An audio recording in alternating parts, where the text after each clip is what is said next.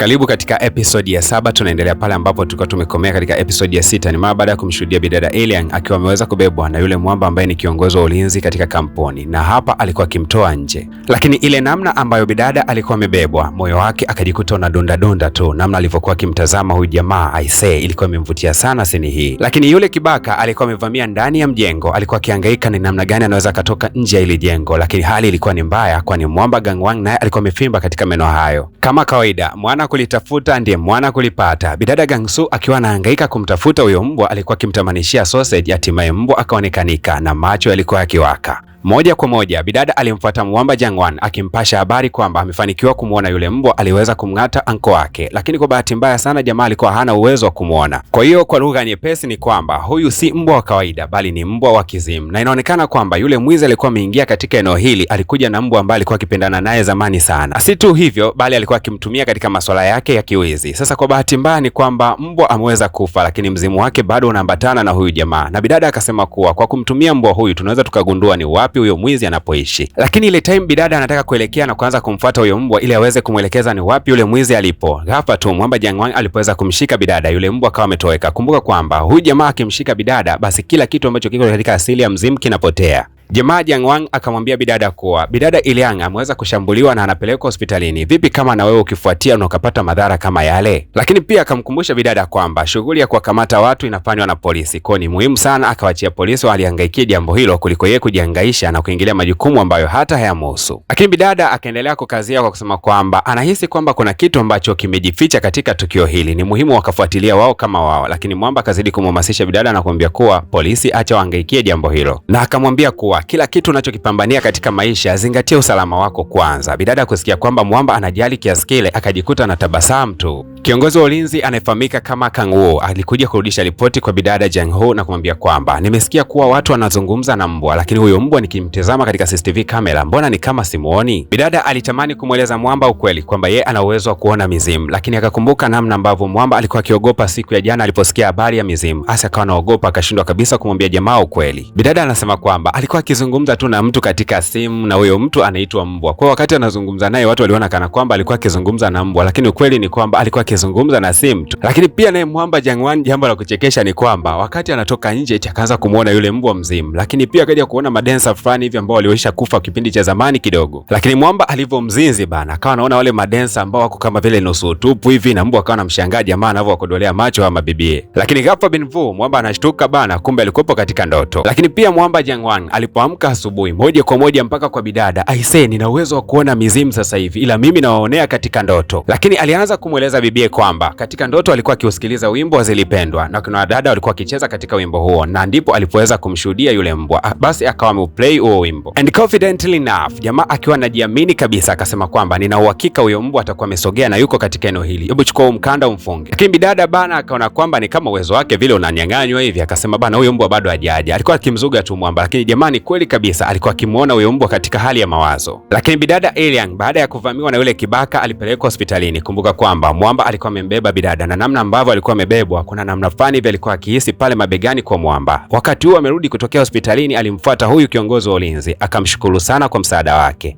Lakini kama walivyosema wahenga, mkono mtupu au lambwi. Basi moja kwa moja bidada alikuja na tiketi mbili na kumwalika mwamba katika tamasha moja kubwa ambayo itakwenda kufanyika siku za hivi karibuni. Lakini mwamba akasema hapana bana, ni sehemu ya majukumu yangu, akawa anampotezea bidada. Basi mwanadada Hilian akasema kuwa kama nikikwambia kwamba hizo tiketi nimezinunua kwa gharama kubwa, vipi utafanya kitu gani? Lakini mwamba naye akawa ameuliza vipi kama nikisema kuwa sihitaji kuelekea huko, utaenda kurudisha hizo tiketi? Bidada akasema kwamba yeye ni mtu maarufu na anashabikiwa na watu wengi, kama akienda na mgeni itakuwa ni kitu cha kushangaza kidogo, lakini kama akienda na mtu ambaye atakuwa karibu kwake itakuwa na maana zaidi. Lakini mwamba hakujali haya yote ambayo bidada alikuwa akiyazungumza wakati huo, akawa anataka kuondoka. Mwamba alikataa katu, lakini akasema kwamba kuna mtu maalum ambaye anahisi kwamba anaweza akamwalika, sio yeye, akawa anaondoka zake.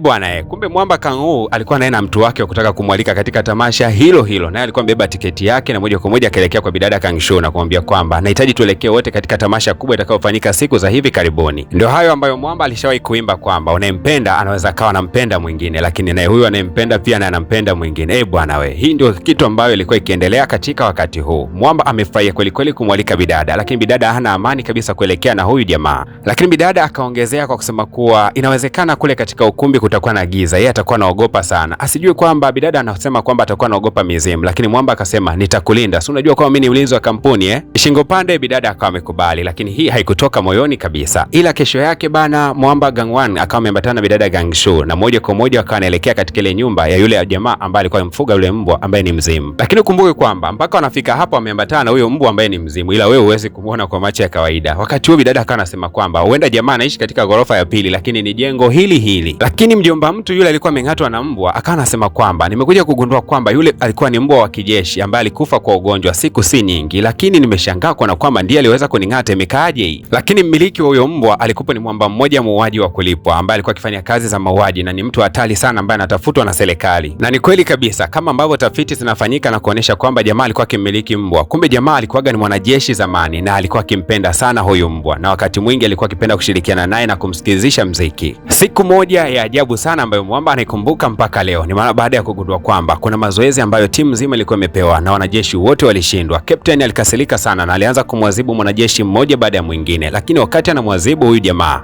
ghafla yule mbwa wake alikuwa akimpenda sana akaanza kumfokea huyo captain. Mwamba aliogopa kweli kwa sababu mbwa alikuwa ni manusura tu aweze kumshambulia. Akamwadhibu jamaa kwa kumwambia kuwa abebe vitu vizito na kuanza kukimbia uwanjani. Lakini Mwamba alianguka kutokana na uchovu mwingi. Kuna jamaa mmoja alikuja na kumwambia kuwa una bahati sana, unajua ungekufa wewe. Lakini dakika hizo hizo eti akapata taarifa kwamba mbwa wake alikuwa akiumwa. Tena si tu kuumwa kwa kawaida, bali yule mbwa wake alikuwa anaumwa sana kiasi ambacho wakasema kuwa huyu mbwa atateseka mpaka atakufa siku ya leo. Wakaamua kwamba huyu mbwa aweze kuchomwa sindano na moja kwa moja apoteze maisha. Mwamba akasema kuwa yeye yuko tayari kumwangalia huyu mbwa na asichomwe hiyo sindano ambayo itamsababisha yeye kupoteza maisha, lakini bado wakaendelea kusema kuwa hiyo ni amri ya kijeshi, huyu mbwa anatakiwa kupigwa sindano ili aweze kufa. Mwamba alilia sana akiomba wakuu zake, lakini bado walimchoma yule mbwa sindano ya kifo, na kweli kabisa yule mbwa akawa amepoteza maisha. Sasa ile roho ya yule mbwa ikazidi kuambatana na huyu jamaa kila sehemu alipokuwa anaenda. Bwana, sasa kaka kapteni akapata nafasi ya kumshambulia sana jamaa, kila sehemu akimkuta anamshambulia kwa sababu mara ya kwanza mbwa alikuwa kikwazo. Mwamba alichoka ukizingatia kwamba ana mawazo ya kumpoteza mbwa wake. Siku ya leo alimtembezea kichapo kizito sana huyu captain, na mwisho wa siku akachukua bunduki yake na kuweza kumshambulia, kisha akawa ametoroka katika jeshi. Na ndio maana wanasema kwamba huyu mbwa anamilikiwa na mwamba mmoja ambaye ni mhalifu mkubwa ambaye anamiliki bunduki ya kijeshi, lakini yeye si mjeshi, ila ni kwamba huyu jamaa ni mstaafu wa jeshi. Hasa bidada kusikia kwamba jamaa alikuwa anamiliki bunduki akasema kaka, tuondoke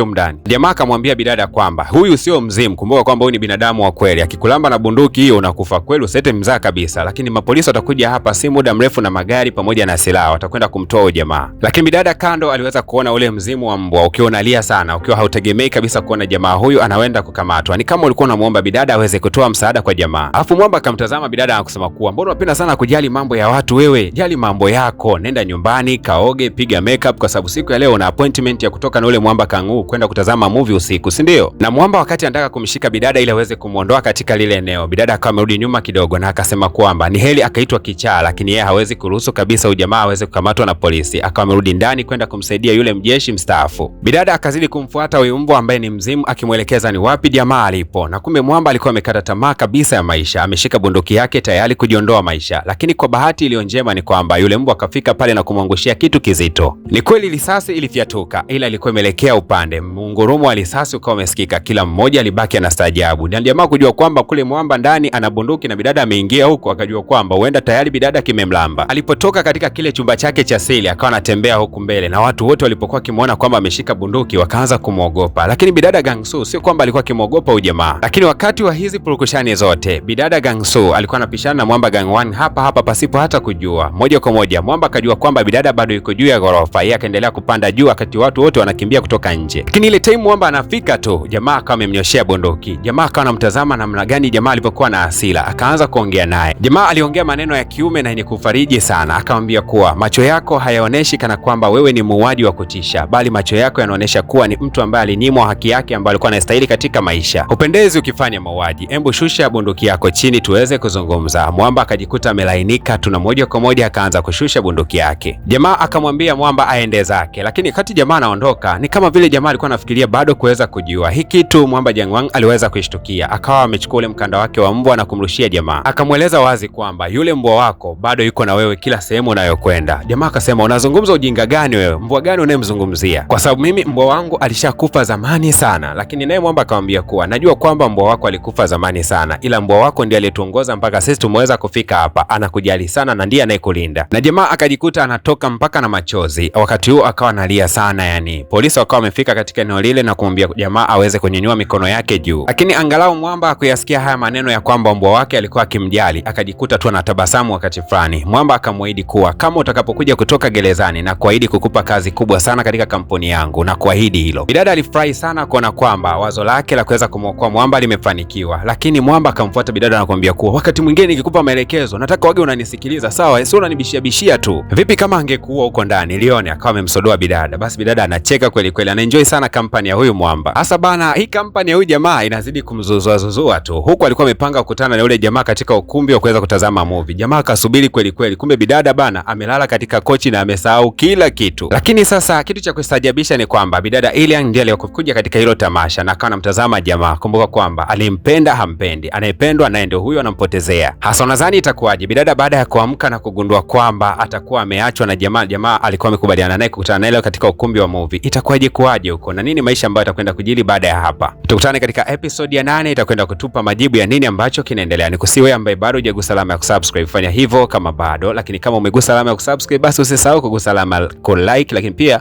usisahau ku drop comment yako ya makopa katika ukurasa wa comment. Asanteni sana, tukutane katika episode ijayo.